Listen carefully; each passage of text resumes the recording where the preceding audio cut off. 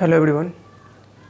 आज हम लोग एनसीईआरटी का जो है क्लास 12 का चैप्टर नंबर 11, ठीक है ना, चैप्टर नंबर 11 का फर्दर आगे का सॉल्यूशन देखेंगे एक्सरसाइज का, और एक्सरसाइज का ख़त्म होते हम लोग एडिशनल एक्सरसाइज की तरफ भी बढ़ेंगे, ठीक है। और जब एडिशनल एक्सरसाइज वगैरह कंप्लीट हो जाएगा तो फिर हम लोग एनसीईआरटी एग्जाम्पलर का भी सॉल्यूशन अपलोड करेंगे, धीरे धीरे सब अपलोड होगा, ठीक है। चलिए अब हम लोग यहाँ पर जो लास्ट वीडियो था उस लास्ट वीडियो में हमने कहाँ तक देख लिया था, तो लास्ट वीडियो में हम लोग देख चुके थे क्वेश्चन नंबर 16 तक, ठीक है। अच्छा खासा आप लोगों का सपोर्ट उस वीडियो पे मिला, उसके लिए बहुत बहुत धन्यवाद आप लोगों का।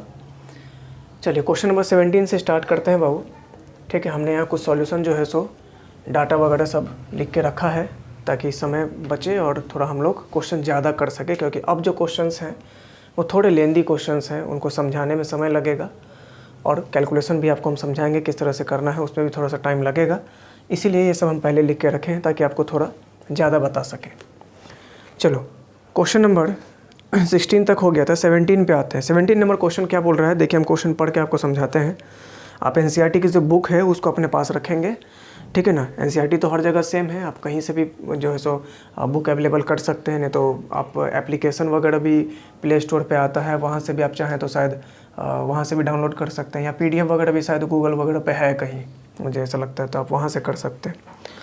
खैर चलिए question number 17, for what kinetic energy of neutron, for what kinetic energy of neutron, neutron के कितनी काइनेटिक एनर्जी के लिए, है ना, for what kinetic energy of neutron, यानी कि आपसे क्वेश्चन में बोल रहा है कि for what kinetic energy of neutron, मतलब न्यूट्रॉन का कितना काइनेटिक एनर्जी के लिए, है ना, will the associated de Broglie wavelength be, कितना न्यूट्रॉन के किस काइनेटिक एनर्जी के लिए, या कितना काइनेटिक एनर्जी के लिए, या न्यूट्रॉन की क्या काइनेटिक एनर्जी हो कि उसके लिए जो डी ब्रोगली वेवलेंथ है न्यूट्रॉन का, वो डी ब्रोगली वेवलेंथ जो है वो इतना हो 1.40 into 10⁻⁻10 metre. Question number 17 A section, दो सेक्शन इसमें ए और बी। ए सेक्शन में डी ब्रोगली वेवलेंथ को लेमडा डी से डिनोट करते हैं बाबू, न्यूट्रॉन के लिए है इसलिए हमने एन लिख दिया, और उसका डी ब्रोगली वेवलेंथ दे रखा है, काइनेटिक एनर्जी आपसे मांग रहा है, ठीक है। तो डी ब्रोगली वेवलेंथ जो होता है उसके लिए आपने पढ़ा है क्या, तो एच बट्टा पी, लेमडा डी बराबर आपने पढ़ा है एच बट्टा पी, यानी कि एच बाई मोमेंटम, एच बट्टा पी, पी का मतलब होता है मोमेंटम, और मोमेंटम बराबर आपने फॉर्मूला पढ़ा है 2m into kinetic energy, 2m into kinetic energy. ये फार्मूला आपने मॉडर्न फिजिक्स में भी देखा, उसके बाद आप इस फार्मूला को कहाँ देखे हैं, तो इस फार्मूला को आप 11th में वर्क पावर एनर्जी में भी देखे होंगे, या फिर इस फार्मूला को आप 11th में न्यूटन्स लॉ ऑफ मोशन में भी देखे होंगे जहाँ मोमेंटम पढ़े होंगे, है ना। और वर्क पावर एनर्जी में तो निश्चित रूप से आप देखे होंगे जहाँ आपने वर्क एनर्जी थ्योरम या एनर्जी का कंसेप्ट जब पढ़ना स्टार्ट किया होगा, काइनेटिक एनर्जी पढ़े होंगे बाबू, तो वहाँ आपको दिखेगा। तो काइनेटिक एनर्जी फाइंड आउट करना है तो एच बट्टा पी, पी के जगह हमने लिखा √2m/ke। न्यूट्रॉन के लिए फाइंड आउट करना है तो न्यूट्रॉन का मास और काइनेटिक एनर्जी भी न्यूट्रॉन का, यही हमको फाइंड आउट करना है। काइनेटिक एनर्जी जो है वो न्यूट्रॉन का ही हमको फाइंड आउट करना है। इसके लिए क्या करना होगा, देखो दोनों साइड स्क्वायर कर दो। काइनेटिक एनर्जी ऑफ न्यूट्रॉन कहाँ है, तो स्क्वायर रूट के अंदर है। जैसे स्क्वायर रूट के अंदर है तो उसको स्क्वायर रूट से बाहर लाना पड़ेगा, और जिसकी वैल्यू निकालनी है उसको आपको इक्वल टू साइन के किसी एक साइड आइसोलेट करके रखना पड़ेगा या अकेले रखना पड़ेगा। जिसका वैल्यू निकालना होता है उसको हम लोग इक्वल टू साइन के किसी एक साइड जो है सो अकेले रखेंगे तभी होगा, ठीक है। तो यहाँ देखो काइनेटिक एनर्जी ऑफ न्यूट्रॉन का फाइंड आउट करना है, तो हमने क्या किया, सबसे पहले काइनेटिक एनर्जी ऑफ न्यूट्रॉन को निकालने के लिए स्क्वायर रूट से अलग करना पड़ेगा, उसके लिए दोनों साइड स्क्वायर करना पड़ेगा। तो हमने दोनों साइड स्क्वायर कर दिया बाबू, इक्वल टू साइन के दोनों साइड जैसे स्क्वायर करेंगे तो lambda D, D Broglie wavelength of neutron का स्क्वायर हो जाएगा, एच का स्क्वायर हो जाएगा, और यहाँ से स्क्वायर रूट खत्म हो जाएगा। और इसके बाद हम इस काइनेटिक एनर्जी ऑफ न्यूट्रॉन को क्रॉस मल्टीप्लाई करके यहाँ भेज दे रहे हैं, और D Broglie wavelength of neutron का स्क्वायर को यहाँ भेज दे रहे हैं। तो काइनेटिक एनर्जी ऑफ न्यूट्रॉन यहाँ आ गया, एच का स्क्वायर हो चुका है 2 इंटू मास ऑफ न्यूट्रॉन, और इनटू ये जो D Broglie wavelength of neutron है ये क्रॉस मल्टीप्लाई होके कहाँ आ गया है, ये क्रॉस मल्टीप्लाई होके यहाँ आ गया, ठीक।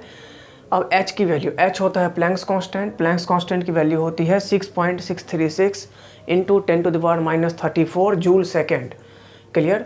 या कभी कभी क्वेश्चन के अकॉर्डिंग जो है वो h की वैल्यू चेंज भी करती है। h की वैल्यू कभी कभी चेंज करके 6.62 भी हो जाता है, तो कोई बड़ी बात इसमें नहीं है, कोई दिक्कत नहीं है। According to data, according to question put होता है, उससे कोई परेशानी वाली बात नहीं है, समझ गए ना। तो इसको पुट कर देंगे। 2 मास ऑफ न्यूट्रॉन कितना, तो 1.675 इंटू 10⁻⁻27 kg पुट कर देंगे।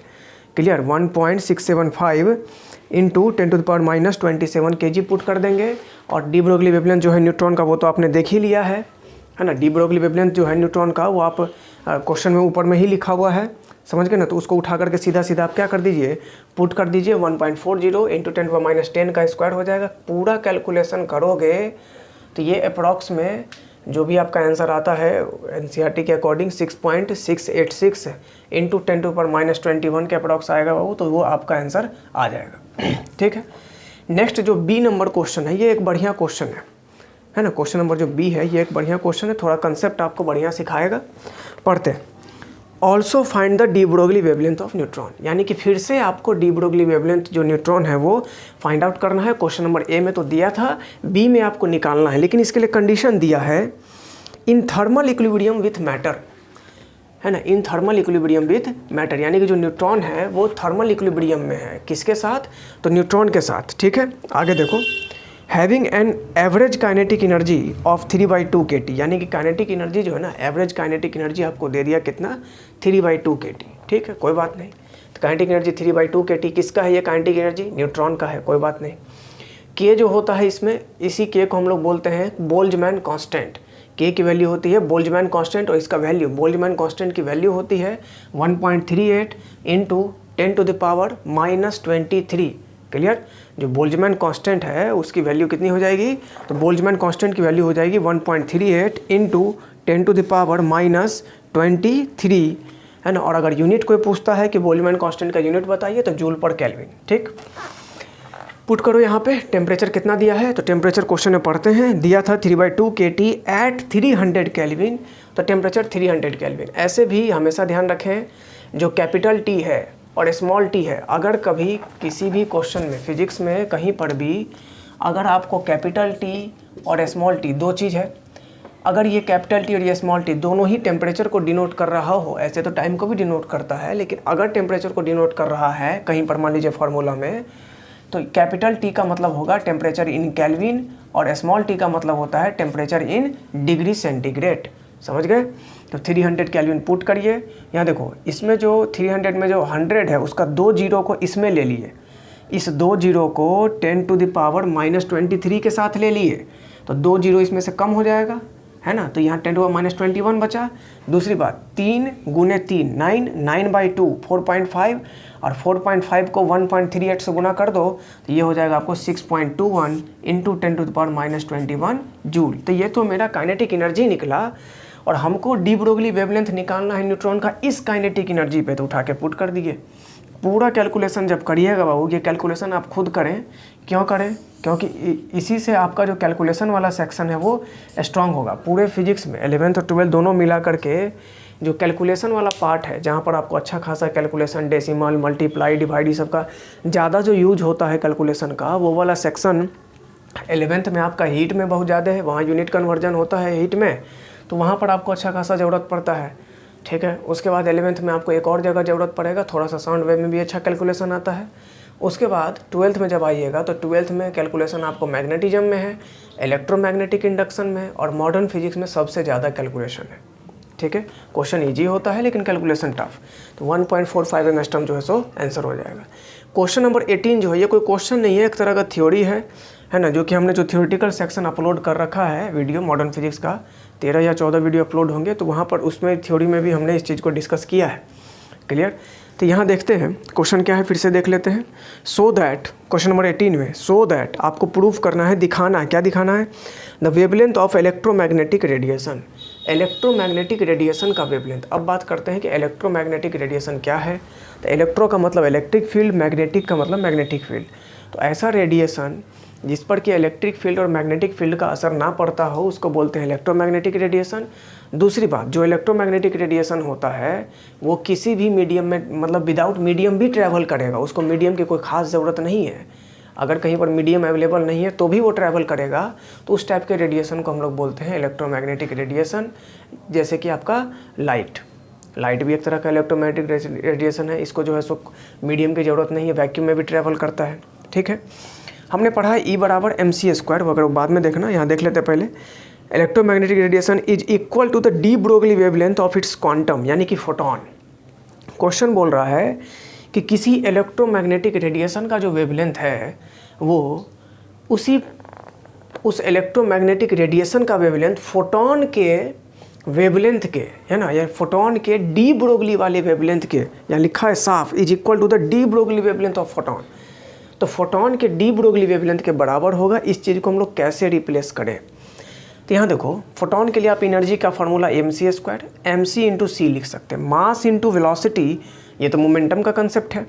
तो E बराबर pc हो गया, और एनर्जी बराबर आपने पढ़ा है मोमेंटम अगर आपको या फ्रीक्वेंसी वगैरह म्यू वगैरह दिया रहे या वेवलेंथ दिया रहता है तो एनर्जी ऑफ फोटोन आप क्या लिखते हैं, अगर वेवलेंथ दिया रहे तो hc/λ और फ्रीक्वेंसी दिया रहे तो hμ।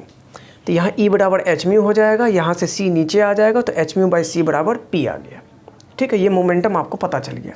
तो ये जो चीज़ आप फाइंड आउट किए हैं ये तो किसका है, ये मोमेंटम जो है सो फाइंड आउट किए तो फोटोन का ही है ना।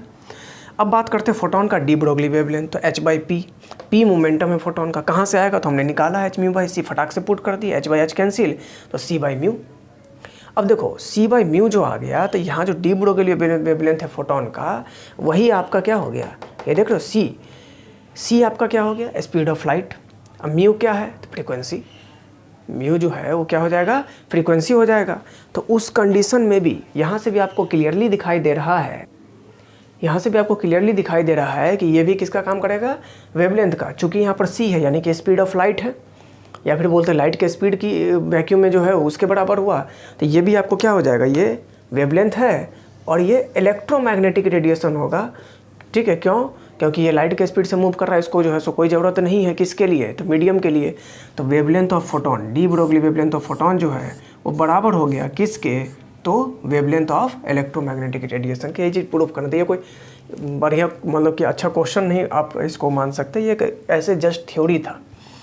ठीक है, एक और बढ़िया क्वेश्चन बाबू जो कैलकुलेशन के पर्पज़ से आपके लिए ठीक है, अच्छा प्रैक्टिस आपको कराएगा कैलकुलेशन का। चलिए क्वेश्चन नंबर 19, 17 नंबर और 19 नंबर दोनों ऑलमोस्ट सेम है, थोड़ा सा ध्यान से देखने की ज़रूरत है। What is the de Broglie wavelength of nitrogen molecule, यहाँ पर लिखा नाइट्रोजन मॉलिक्यूल, सिर्फ नाइट्रोजन वगैरह जो है ये आपको नहीं देख रहा, नाइट्रोजन एटम नहीं लिखा, नाइट्रोजन मॉलिक्यूल लिखा। तो नाइट्रोजन मॉलिक्यूल का मतलब हो गया N2 मॉलिक्यूल। ठीक है, इसके लिए आपको क्या बोला क्वेश्चन में, आगे पढ़ो।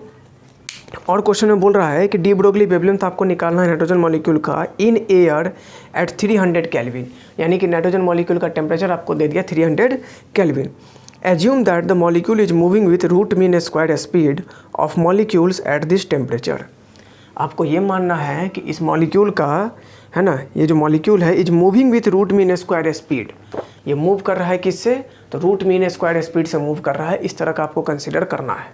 ठीक है, मॉलिकुलर वेट अगर निकालना है बाबू तो यहाँ पर साफ साफ लिख रखा है atomic mass of nitrogen equal to 14.0076 u मतलब ये जो यू है इसका मतलब AMU, एटॉमिक मास यूनिट, आपने मोल कंसेप्ट में 11th में पढ़ा होगा, है ना।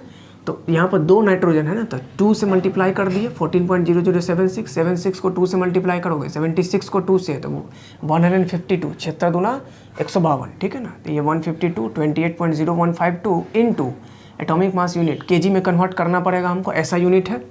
तो एटॉमिक मास यूनिट 1 AMU बराबर होता है 1.66053 into 10 to the power -27 kg, 1.66 है ना 053, तो 1.66053 लगभग 067 हमने लिख दिया, 67 लिख दिया। ठीक है, कैलकुलेशन करना इतना आएगा। इसको उठा करके ये जो RMS स्पीड है इसका फार्मूला होता है √3RT/m।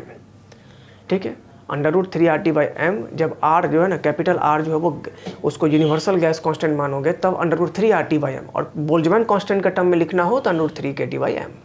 पुट करिए, ये K का वैल्यू, ये T का वैल्यू और ये मास आप यहाँ से निकालें, पुट करके कैलकुलेशन करोगे तो 516.78 मीटर पर सेकेंड। ये कैलकुलेशन आपको खुद करना होगा, ये हमने डायरेक्ट आंसर आपको लिख दिया है, आप कैलकुलेशन करके चेक करके देखिए कैसे करेंगे कैलकुलेशन। देखो यहाँ देखिएगा, ये 300 ठीक है। इस दो यहाँ से जो 2 जीरो है यहाँ से हटा दीजिए इस 2 जीरो को, तो -21 बचा। ये -27 ऊपर जाएगा तो +27 हो गया। -21 10⁻⁻21 और यहाँ से 10⁻+27 तो 10⁻6 बचेगा। ठीक, 10⁻6 कोई बात नहीं। उसके बाद यहाँ से 3 × 3 9 हो गया। 9 से इसको कैलकुलेट करने की कोशिश करो, या नहीं तो दूसरा तरीका 9 से इस 1.38 को गुना कर लो। ठीक है, और गुना करने के बाद तब आप इसमें से कैलकुलेशन कर सकते हैं। समझ गए? तो वहाँ से कैलकुलेशन करिएगा तो ईजी पड़ेगा। ठीक है ना। आपको निकालना क्या था? तो आपको तो डी ब्रोगली वेवलेंथ निकालना था। किसका? Nitrogen molecule. तो H/mv, ये जो v है ना, यहाँ जो v है, ये जो स्पीड है, ये कौन सा है? तो क्वेश्चन बोला है कि root mean square speed, molecule move कर रहा है उसके साथ, तो इसलिए इसको URMS से रिप्लेस करेंगे। ठीक है, और जो आया क्लियर, यहाँ मास हमने लिखा इतना इंटू 10⁻⁻27, स्पीड कितना हो जाएगा? तो स्पीड यहाँ लिखेंगे बाबू इंटू 516.78 लिख देंगे। उसके बाद आप इसको पूरा कैलकुलेट करिए। कैलकुलेट करने के बाद आपको कितना आ जाएगा? तो 0.028 नैनोमीटर।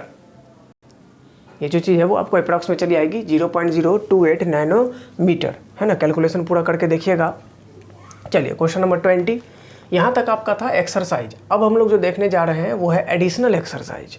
एडिशनल एक्सरसाइज का जो प्रॉब्लम होता है एनसीईआरटी का, वो बहुत ही बढ़िया क्वेश्चन होते हैं, है ना। एडिशनल एक्सरसाइज अगर आप अच्छे से कर लेंगे तो सीबीएसई बोर्ड में आपको तो कोई परेशानी बिल्कुल भी नहीं होगी। इनफैक्ट आपको जेईई मेन तक में कोई दिक्कत नहीं आएगी। जेईई मेन का जो लेवल है वो ऑलमोस्ट एडिशनल एक्सरसाइज के लेवल तक आराम से है। लेकिन एडिशनल एक्सरसाइज का जो क्वेश्चंस होता है वो बहुत सारे चैप्टर का एनसीईआरटी में जेईई मेन लेवल को टच नहीं करता है। जैसे आप इलेक्ट्रोस्टैटिक्स करेंगे, इलेक्ट्रिक करंट करेंगे, तो उसका जो लेवल है वो आपको जेईई मेन के लेवल को सेटिस्फाई नहीं करेगा। उसके लिए आपको थोड़ा और मेहनत करना पड़ेगा। लेकिन जो मॉडर्न फिजिक्स है वो आराम से सेटिस्फाई करता है, वहाँ तक में आप आराम से कर सकते हैं। लेकिन अगर आप जेईई मेन का या नीट वगैरह का तैयारी करते हैं तो उसके लिए आप क्वेश्चन बैंक ज़रूर करें। ठीक है, निश्चित रूप से क्वेश्चन बैंक जरूर करें। और जेईई मेन का या नीट का जो क्वेश्चन बैंक का सॉल्यूशन है या क्वेश्चन बैंक का जितना भी क्वेश्चन है उसको धीरे धीरे जो है हमारे यूट्यूब चैनल पे, है ना, आपको जो CRTN कोर्स है, एक प्लेलिस्ट है बनी हुई CRTN कोर्स या क्रैश कोर्स फॉर नीट करके, उस प्लेलिस्ट में जाइएगा तो टॉपिक बाय टॉपिक जो है 11th और 12th दोनों के लिए धीरे धीरे अपलोड हो रहा है। ठीक है ना, उसमें आपको कंप्लीट लेक्चर मिलेगा। वहाँ पर complete lecture in the sense कि वहाँ पर एक जो भी टॉपिक उठाया जाएगा एक लेक्चर में, एक वीडियो में, उसमें छोटा सा समराइज थ्योरी, है ना, एक माइंड मैप के जैसा छोटा थ्योरी रहेगा। और उसके बेस पर नीट में या जेईई मेन में जो भी क्वेश्चन आया है वो सारा क्वेश्चन वहाँ पर सॉल्व किया जा रहा है। तो वहाँ से आप वीडियो सॉल्यूशन देखते हुए सीख सकते हैं अच्छे से। चलिए question number 20 additional exercise start करते हैं बाबू। बोला कि estimate the speed with which electrons emitted. Estimate the speed, सबसे पहली बात आपको क्या बोला निकालने के लिए? एस्टिमेट द स्पीड, यानी कि स्पीड फाइंड आउट करना है। विथ विच, जिसके साथ electrons emitted from a heated emitter, electron निकल रहा है, इमिट हो रहा है कहाँ से? किसी हीटेड इमीटर से, ऑफ एन इवैक्यूएटेड ट्यूब, है ना। इवैक्यूएटेड क्वार्ट्ज ग्लास ट्यूब हमने दिखाया था आपको, फोटो इलेक्ट्रिक इफेक्ट का जो थियोरेटिकल सेक्शन अपलोड किए हैं वहाँ आप देख सकते हैं। तो जो इवैक्यूएटेड ट्यूब है उसके हीटेड एमीटर से जो है सो इलेक्ट्रॉन वहाँ से इमिट हुआ, इलेक्ट्रॉन निकला। ठीक है, निकला। इम्पिंज यानी कि टकराया, on the collector maintained, electron निकला, हीटेड इमीटर से इलेक्ट्रॉन निकला, है ना। इवैक्यूएटेड ट्यूब में जो हीटेड इमीटर है वहाँ से इलेक्ट्रॉन इमिट हुआ, निकला और इम्पिंज हुआ यानी कि टकराया, किस पर? कलेक्टर पे। ठीक है, कलेक्टर प्लेट पे। और कलेक्टर प्लेट कहाँ है? Maintain at a potential difference of 500 volt. Collector plate का potential difference 500 volt. Potential difference को हम लोग V डैश से दिख रहे हैं, क्यों? क्योंकि आगे चल के हमको स्पीड फाइंड आउट करना है। स्पीड को भी V से दिखाएंगे, पोटेंशियल डिफरेंस को भी V से दिखाएंगे तो कन्फ्यूजन होगा, इसीलिए हम V डैश लिख रहे हैं। ठीक है, चलिए आगे बढ़ते हैं।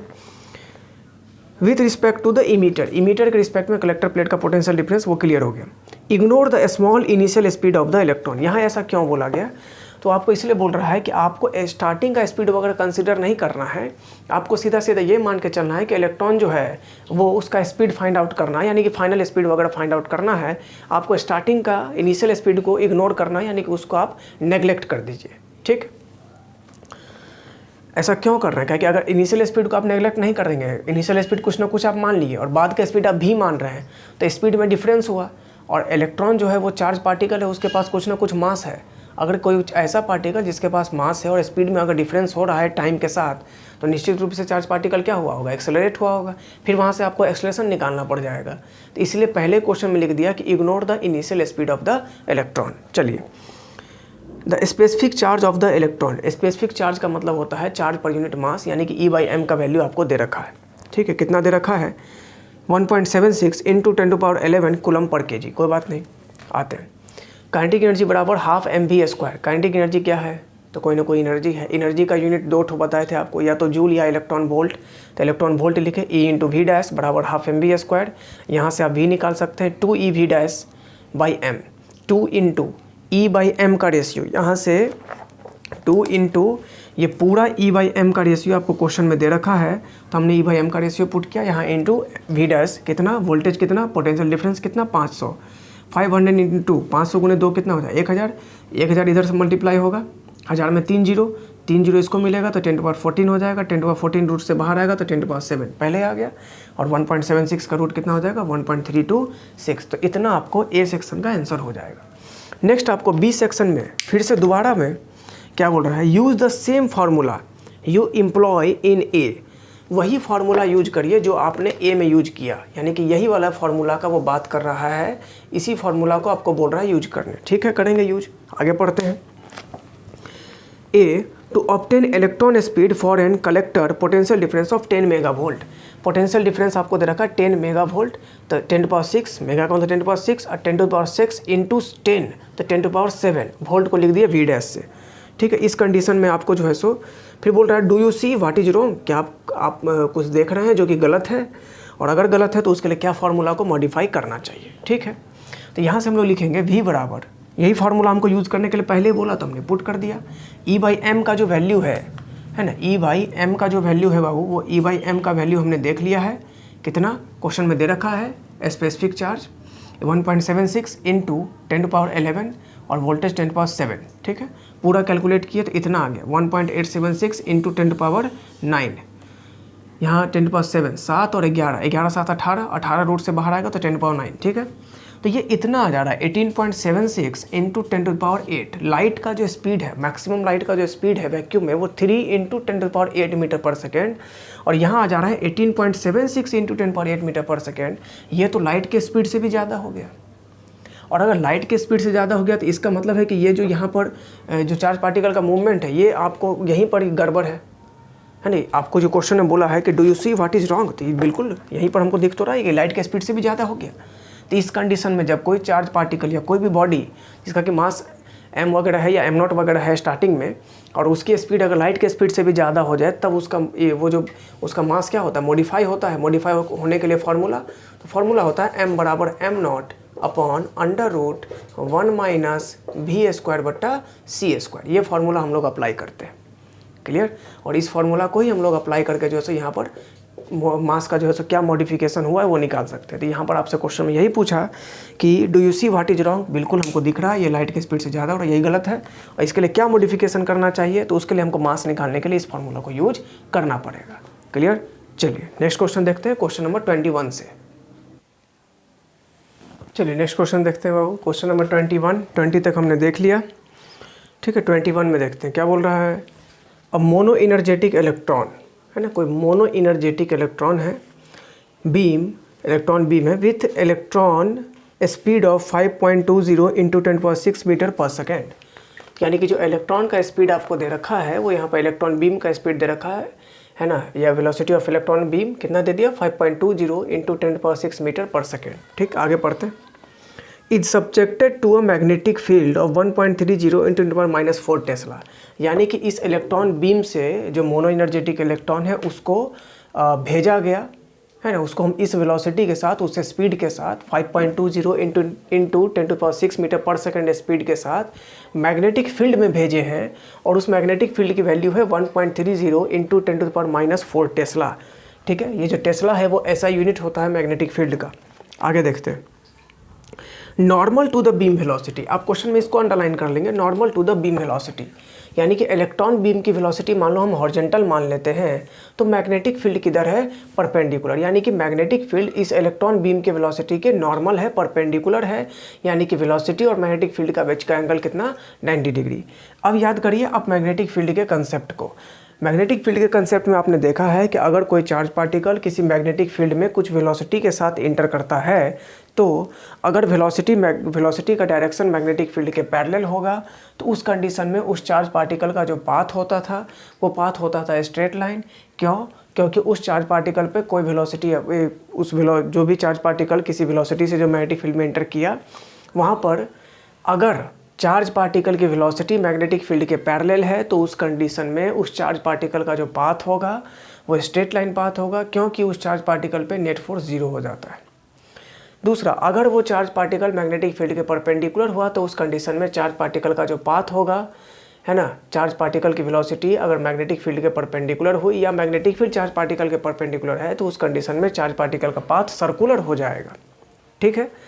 अगर कोई बॉडी, कोई भी चार्ज पार्टिकल जिसके पास चार्ज है और मास भी है ना, कोई भी बॉडी अगर सर्कुलर मोशन कर रहा है, तो उसके लिए सेंटीपिटल फोर्स का ज़रूरत है ना। और किसी भी चार्ज पार्टिकल पे जो फोर्स लगता है, कोई भी चार्ज पार्टिकल जो कुछ वेलोसिटी के साथ मूव कर रहा है ना, कोई भी चार्ज पार्टिकल जो कुछ वेलोसिटी के साथ मूव कर रहा है किसी भी मैग्नेटिक फील्ड में, तो उस चार्ज पार्टिकल पे लगने वाला जो फोर्स होता है वो होता है F बराबर Q into V cross B. यहाँ पर चार्ज है E, तो E into V cross B, E V B sine theta, theta 90 है तो साइन 90 1 हो जाएगा, तो ई वी बी, ई मतलब इलेक्ट्रॉन का charge, B velocity, B magnetic field. ठीक है। वैसे भी आपने मैग्नेटिक फील्ड में पढ़ा होगा कि रेडियस अगर फाइंड आउट करना है, इस सर्कुलर पाथ का रेडियस फाइंड आउट करना है, तो फॉर्मूला होता है R बराबर M इंटू वी परपेंडिकुलर, यानी कि वेलोसिटी कैसा चाहिए, वेलोसिटी का परपेंडिकुलर कंपोनेंट चाहिए, तो परपेंडिकुलर कंपोनेंट ही है, और परपेंडिकुलर कंपोनेंट किसके साथ, मैग्नेटिक फील्ड के साथ, तो वही तो दिया है ना। तो वेलोसिटी ऑफ इलेक्ट्रॉन M को नीचे ले लेते, Q by M into B.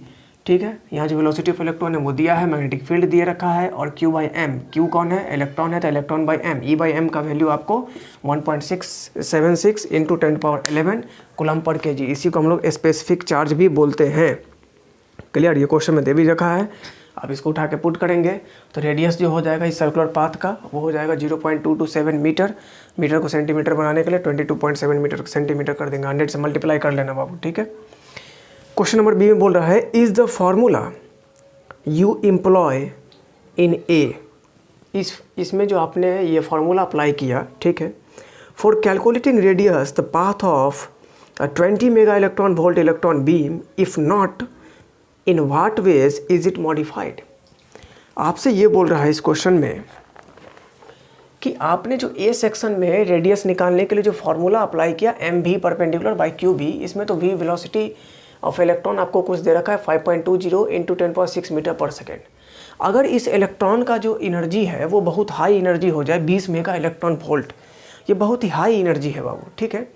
तो अगर 20 मेगा इलेक्ट्रॉन वोल्ट से अगर इसको हम प्रोजेक्ट कर दें, तो उस कंडीशन में, है ना, इलेक्ट्रॉन के पास अगर 20 मेगा इलेक्ट्रॉन वोल्ट की एनर्जी होती, तो उस कंडीशन में यहाँ जो स्पीड आ जाएगा इलेक्ट्रॉन का वो आ जा रहा है 26.7 इंटू 10⁸ मीटर पर सेकेंड, और ये जो स्पीड है वो लाइट के स्पीड से ज़्यादा है। ठीक है। अगर लाइट के स्पीड से ज़्यादा है, तो लाइट के स्पीड से जैसे ही इसकी वेलोसिटी ज़्यादा हो गई, है ना, इलेक्ट्रॉन की वेलोसिटी ज़्यादा हो गई, इलेक्ट्रॉन की स्पीड ज़्यादा हो गई, तो आप रेडियस निकालने के लिए इस फार्मूला को अप्लाई नहीं कर सकते। क्यों?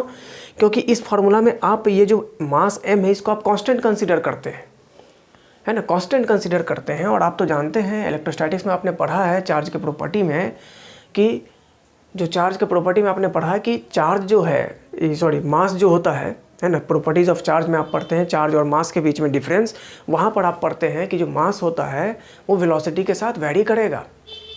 रिलेशन होता है इसका STR, special theory of relativity के अकॉर्डिंग, समझ गए। तो यहाँ जो स्पीड है वो लाइट के स्पीड से भी ज़्यादा है, तो यहाँ तो मास वैरी करने लगेगा।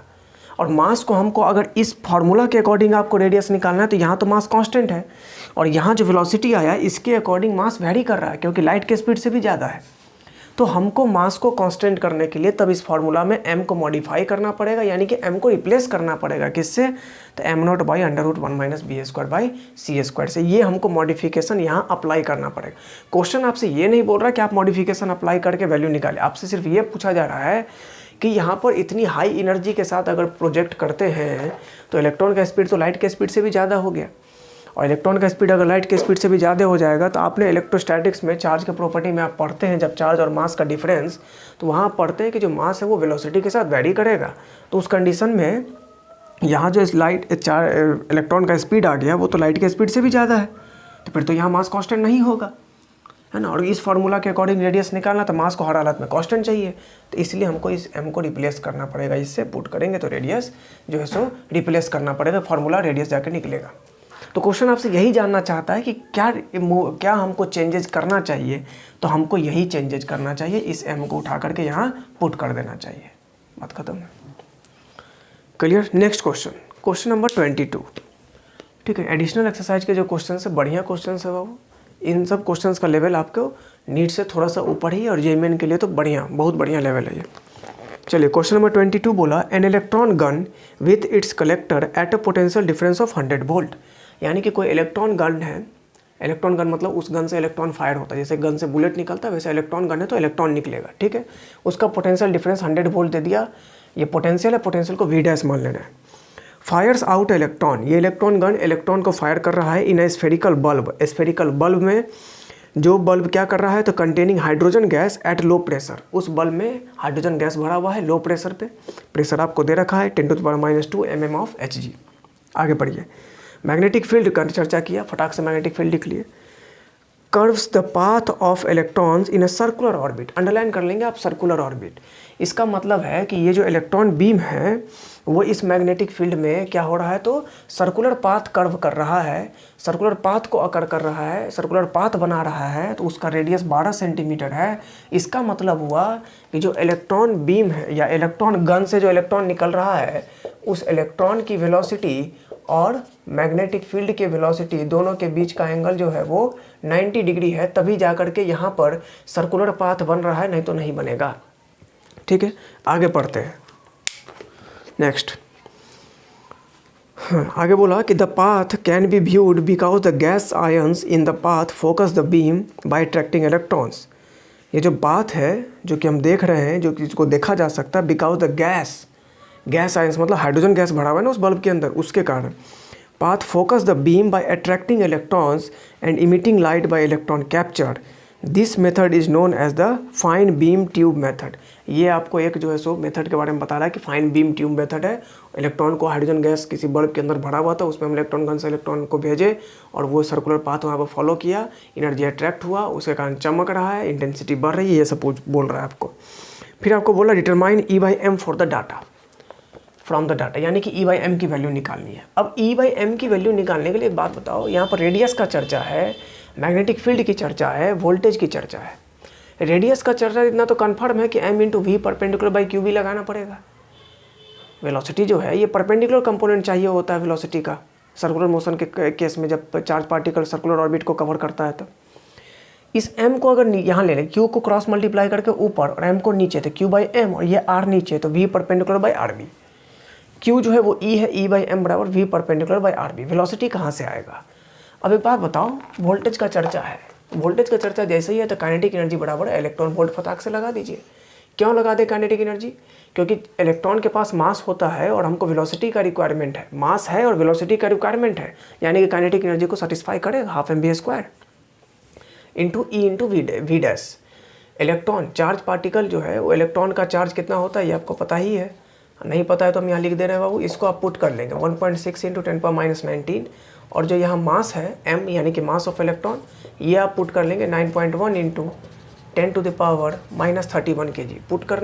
पुट करने पर आपको इतनी वेलोसिटी आएगी, उठा के यहाँ डालना, तो आपको E/m का जो रेशियो है वो फाइंड आउट हो जाएगा। ये दोनों क्वेश्चन ऑलमोस्ट सिमिलर है, इसमें आपको रेडियस निकालना था, है ना, E/m दे रखा था, इसमें रेडियस दिया हुआ है, E/m निकालना है। क्लियर? चलिए नेक्स्ट क्वेश्चन नंबर 23 बोल रहा है X-ray tube produces a continuous spectrum of radiation. कोई एक्सरे ट्यूब है जो लगातार जो है सो जो रेडिएशन रिलीज हो रहा है उसको लगातार रिलीज किया जा रहा है, ठीक है, with its short wavelength and at 0.45 angstrom. यानी कि जो वेवलेंथ है, शॉर्ट वेवलेंथ दे रखा है 0.45 एंगस्ट्रम। आपसे बोला what is the maximum energy of photon in the radiation. अब एनर्जी का एनर्जी निकालना है फोटोन का, तो फोटोन की एनर्जी के लिए क्या होगा, E बराबर H C by lambda. Lambda किस में, एंगस्ट्रम में।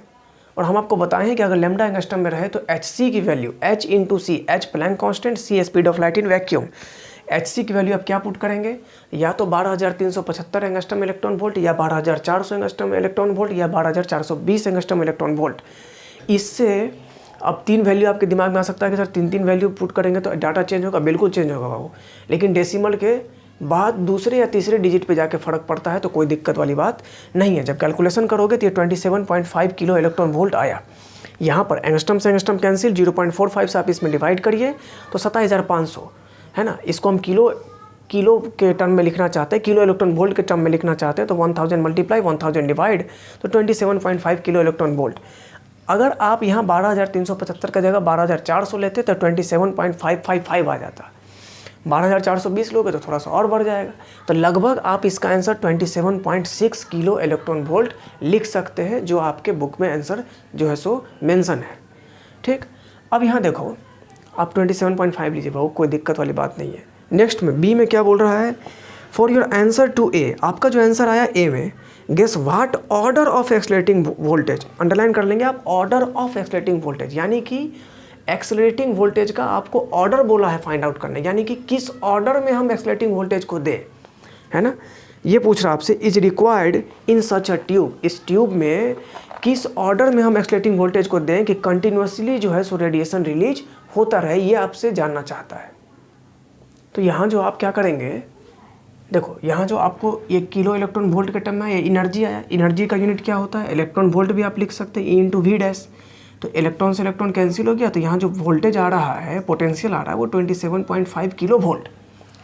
अब आपसे पूछा कि ऑर्डर ऑफ एक्सलेटिंग वोल्टेज, जो एक्सलेटिंग वोल्टेज होता है एक्सरे में, वो एक्सलेटिंग वोल्टेज क्या करता है, तो इलेक्ट्रॉन को एनर्जी प्रोवाइड करता है और उससे जो है सो एक्सरे प्रोड्यूस होता है।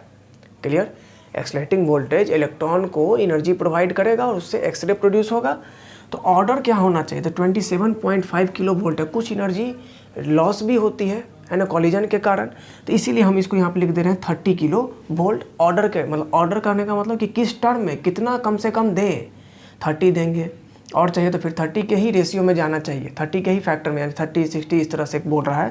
तो ऑर्डर ऑफ एक्सलेटिंग वोल्टेज क्या होगा, तो 30 किलो वोल्ट। 27.5 या 27.555 या 27.6 मानो, वो 30 किलो वोल्ट आपको जो है सो मिनिमम इतना अप्रॉक्स आपको इतना वोल्टेज सप्लाई जो है सो देना पड़ेगा, एक्सलेटिंग वोल्टेज इतना रखना पड़ेगा, तब जा कर के इलेक्ट्रॉन को एनर्जी मिलेगी और तब जो है सो एक्सरे जो है वो कंटिन्यूसली प्रोड्यूस होता रहेगा। क्लियर। नेक्स्ट हम लोग देखेंगे क्वेश्चन नंबर 24 से। चलिए नेक्स्ट क्वेश्चन देखते हैं। देखो यहाँ पे क्वेश्चन नंबर 24, 23 तक हम लोग देख लिए थे, 24 देखिए। 24 में आपसे बोला इन एन एक्सलेटर एक्सपेरिमेंट, है ना, कोई एक्सलेटर का एक्सपेरिमेंट हो रहा है। एक्सलेटर एक्सपेरिमेंट मतलब चार्ज पार्टिकल को वहाँ पर एक्सेलरेट किया जाएगा कुछ रेडिएशन वगैरह रिलीज करने के लिए, on high energy collision of electrons with positron. देखो ऑन हाई एनर्जी कॉलिजन, यानी कि बहुत हाई एनर्जी पर जो है इलेक्ट्रॉन को हम कोलाइड करा रहे हैं, किसके साथ, पॉजिट्रॉन के साथ। ठीक है, इलेक्ट्रॉन को पॉजिट्रॉन के साथ आप कोलाइड करा रहे हैं। पॉजिट्रॉन एक तरह का पॉजिटिव इलेक्ट्रॉन के ही जैसा होता है। इलेक्ट्रॉन होता है -10 और पॉजिट्रॉन को हम लोग दिखाते हैं बीटा प्लस के जैसा, है ना, ये होता है +10। तो हाई एनर्जी पर जो इलेक्ट्रॉन है वो कोलाइड कर रहा है पॉजिट्रॉन के साथ। ठीक, चलिए नेक्स्ट आगे क्या बोल रहा है आपको, हाई एनर्जी इलेक्ट्रॉन जो है सो आपका collision of electron with positron, a certain event is interpreted as annihilation of an, है ना, एज एनीहिलेशन ऑफ एन, आपको बोला है यहाँ पर as annihilation of an electron positron pair of total energy 10 B electron volt. ये जो B है इसका मतलब हुआ बेवा। क्लियर, इस B का मतलब होता है बेवा, समझ गए। और ऐसा यूनिट में इसी बेवा को हम लोग क्या बोलते हैं बाद में चल के, जीगा, समझ गए। इसी बेवा को हम लोग क्या बोलते हैं, जीगा बोलते हैं। ये जो कैपिटल B आपको नज़र आ रहा है इसको बेवा बोला जाता है। और पुराने टाइम में इसको बेवा बोलते थे, बाद में ऐसा यूनिट के साथ जो है इसी बेवा को जीगा बोल दिया गया। क्वेश्चन में से अगर आप देखें तो 1 B इलेक्ट्रॉन वोल्ट की वैल्यू आपको दे रखी है। हमने आपको इलेक्ट्रोस्टैटिक्स का जो थ्योरी है, इलेक्ट्रोस्टैटिक्स के थ्योरी में हमने आपको पढ़ाया था कि इलेक्ट्रॉन और अगर आप पॉजिट्रॉन को कंबाइंड करेंगे, है ना, पॉजिट्रॉन को जब कोलाइड करता है या कंबाइंड करेंगे तो 2 गामा रेज जो है सो इस तरह से आपको हम बताए थे कंजर्वेशन ऑफ चार्ज में, इलेक्ट्रोस्टैटिक में प्रॉपर्टीज ऑफ चार्ज वाले वीडियो में जाइएगा तो वहाँ पर आपको 2 प्रोसेस बताया गया है, एनिहिलेशन और पेयर प्रोडक्शन। तो जब गामा रे को हम लोग एनर्जी के साथ गामा रे जो है सो ब्रेक करेगा तो गामा रे ब्रेक करने पर एक इलेक्ट्रॉन और एक पॉजिट्रॉन देता है, उसको बोलते हैं पेयर प्रोडक्शन मेथड। और इलेक्ट्रॉन और पॉजिट्रॉन कंबाइंड होकर के 2 गामा रे बनाता है, इसको बोलते हैं एनिहिलेशन प्रोसेस, और साथ में 0.51 मेगा इलेक्ट्रॉन वोल्ट का एनर्जी भी रिलीज करेगा। क्लियर? तो यहाँ देखो 2 गामा रे था, 10.2 मेगा इलेक्ट्रॉन वोल्ट यानी कि गीगा इलेक्ट्रॉन वोल्ट, ये इतना एनर्जी हो गया। आपको बोल रहा है क्या निकालने के लिए, सीधा सीधा है what is the wavelength associated with each gamma ray, एक गामा रे का एनर्जी वेवलेंथ बताइए। तो wavelength of each gamma ray, wavelength निकालने के लिए गामा क्या है, तो कोई चार्ज नहीं, कोई मास नहीं, यानी कि ऐसा फोटोन के जैसा बिहेव करेगा, मतलब E बराबर hc/λ लगा सकते हैं। लैम्डा निकालना है तो hc/E लिखेंगे। एनर्जी ऑफ ईच गामा, एक गामा की एनर्जी कैसे आएगी, तो 2 गामा की एनर्जी इतनी है, एक गामा की एनर्जी निकालनी है तो बाई 2 कर दो, है ना। यहाँ पर इलेक्ट्रॉन वोल्ट में हमने hc का वैल्यू पुट कर दिया एंगस्ट्रम में 12375, आप चाहें तो 12400 भी दे सकते हैं, कोई दिक्कत वाली बात नहीं है। 2 ऊपर जाएगा, इलेक्ट्रॉन से इलेक्ट्रॉन वोल्ट कैंसिल, 2 ऊपर गया, 12375 गुने 2 आ गया, ठीक है। अब इसको 375 गुने 2 आ गया, तो ये आपका जो है 12375 गुने 2 करेंगे तो 24750 हो जाएगा। इसको डिवाइड कर दोगे इससे 10.2 से, ठीक है। यहाँ जो एंगस्ट्रम होता है वो होता है आपको, यहाँ देखो हम आपको करके दिखा देते हैं, ऊपर वाला हो जाएगा आपको 24750, क्लियर। 350 गुने 2 700, फिर 25 गुने 50, ठीक है। एंगस्ट्रम का मतलब 10⁻⁻10 मीटर, यहाँ से 10⁻9 ऊपर जाएगा तो 10⁻⁹, तो 10⁻⁻10 पहले से है और 10⁻⁹ गया तो 10⁻�19 बचा, तो ऊपर में 10⁻16 को छोड़ दिए और 10⁻3 को नीचे ले आए, तो नीचे लाओगे तो 1000 हो गया, 1000 को इससे गुना करोगे तो कितना हो जाएगा, ये 10,200। अब इसको डिवाइड करोगे तो 2.426 आता है आंसर। आपको बुक में देखिएगा तो 2.436 दे रखा है, तो कोई दिक्कत वाली बात नहीं है। यहाँ जो आपने वैल्यू लिया है 12375, इसकी जगह 12400 लोगे तो यहाँ पर कुछ फ़र्क पड़ेगा, सिंपल बात, उसमें कोई फ़र्क नहीं पड़ता है। डेसिमल के बाद दूसरा तीसरा डिजिट पर कोई असर नहीं पड़ेगा, ठीक है। अब नेक्स्ट क्वेश्चन 25 नंबर जो क्वेश्चन है ये आपको हम दे रहे हैं, आप अटैम्प्ट लीजिए एक बार। बढ़िया क्वेश्चन है ये 25 नंबर क्वेश्चन, ठीक है, बहुत ही बढ़िया क्वेश्चन है। इसमें आपका जो आँख का जो एरिया ऑफ पुपिल वगैरह है इसका भी यूज होगा, पावर वगैरह सब दे रखा है इसमें। इसको आप एक बार ट्राई करिए, नेक्स्ट वीडियो में जो है सो ट्राई करिएगा, अगर कोई डाउट होगा तो बताइएगा, नहीं तो हम नेक्स्ट वीडियो में सॉल्व करेंगे फिर, ठीक है। ये आपको हम ट्राई करने के लिए तत्काल छोड़ रहे हैं, आप एक बार ट्राई करके देखिए, बढ़िया क्वेश्चन, एक बार आप ट्राई करो। चलिए क्वेश्चन नंबर 26 बोल रहा है कि ultraviolet light of wavelength 2271 है ना 2271 angstrom from 100 watt mercury source, है ना, कोई 100 वाट का मरकरी सोर्स है, वहाँ से अल्ट्रा वायलेट लाइट जो है वो 2271 एंगस्ट्रम का, ठीक है, बिल्कुल अल्ट्रा वायलेट होगा। हमने पढ़ा है कि विबिग्योर सिस्टम ये इस तरह का, यहाँ ये इसका रेंज क्या होता है, तो 4000 एंगस्ट्रम से लेकर के अप्रॉक्स 7500 एंगस्ट्रम तक, तो इससे कम होगा तो ये वायलेट है, तो 4000 एंगस्ट्रम से कम यानी कि 2271 एंगस्ट्रम है, तो ये अल्ट्रा वायलेट होना है, ठीक है। चलिए अब देखो यहाँ पे बोला कि अल्ट्रा वायलेट लाइट जो है वो जिसका वेवलेंथ आपको दे दिया है 100 watt mercury source irradiates a photo cell made of molybdenum metal, है ना। ये जो अल्ट्रा वायलेट वेवलेंथ है, जो लाइट है वो 100 watt mercury source irradiates a photo cell, है ना, वो इरेडिएट कर रहा है किसको, किसी फोटो सेल को, जो फोटो सेल बना हुआ है किससे, मोलिब्डेनम मेटल से।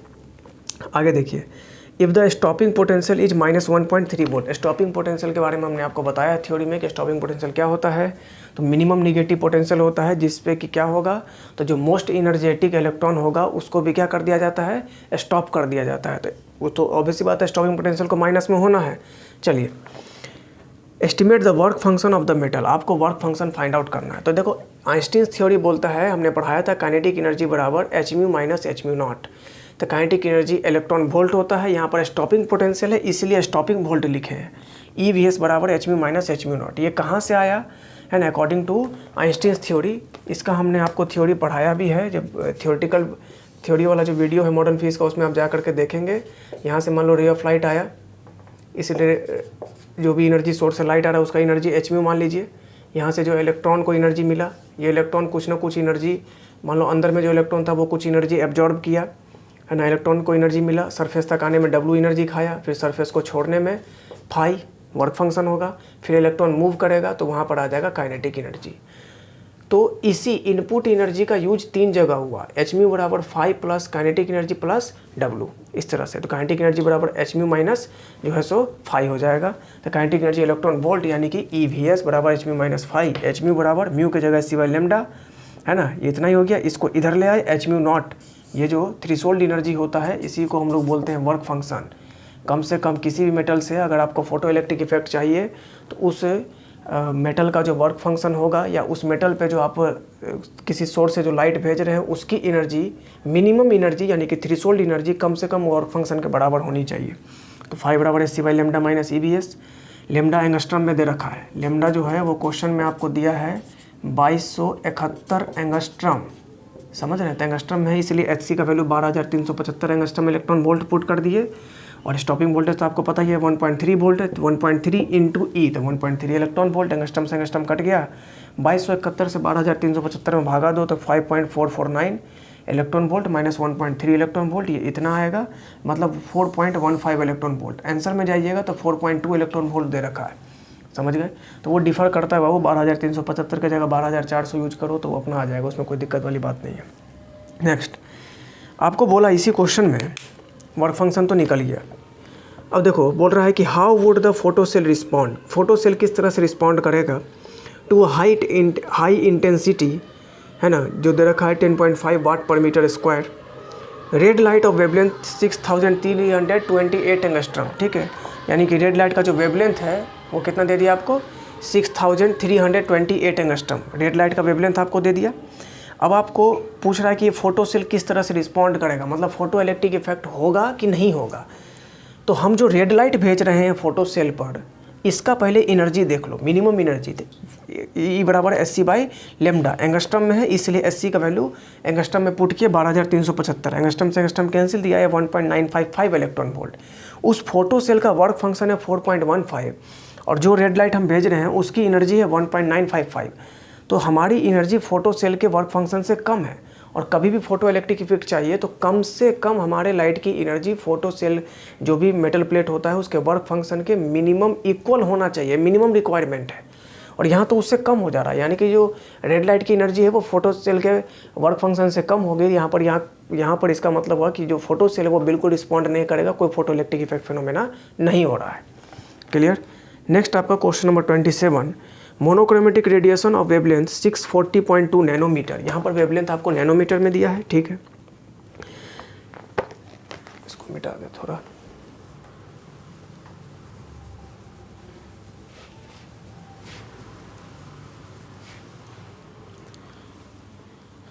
चलो अब यहाँ पर क्या बोला, from a neon lamp irradiates photosensitive material made of caesium on tungsten.